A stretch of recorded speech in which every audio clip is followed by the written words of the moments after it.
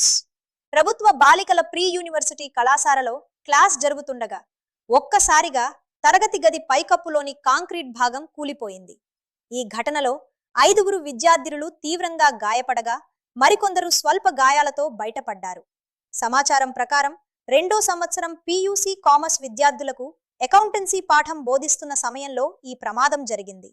తరగతి గదిలో 80 మందికి పైగా విద్యార్థులు ఉన్నారు. ఒక్కసారిగా పైకప్పు భాగం కూలిపోవడంతో విద్యార్థులు భయంతో బయటకు పరుగులు తీశారు. కళాశాల ప్రిన్సిపల్ దేవనగౌడ మాట్లాడుతూ, వర్షపు నీరు పైకప్పులో నిల్వ ఉండటం వల్ల భవనం బలహీనపడిందని అనుమానిస్తున్నారు. భవనం పరిస్థితిపై ఇప్పటికే పలుమార్లు అధికారులకు ఫిర్యాదు చేసినప్పటికీ మరమ్మతులు చేపట్టలేదని తెలిపారు.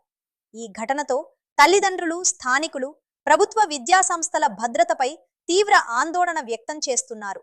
అధికారులు భవనాన్ని పరిశీలించి మిగతా తరగతి గదులు సురక్షితమేనా అనే దానిపై విచారణ ప్రారంభించారు. ఇలాంటి మరిన్ని తాజా వార్తల కోసం IHMO లైవ్ న్యూస్ ఆంధ్రప్రదేశ్ను సబ్స్క్రైబ్ చేయండి.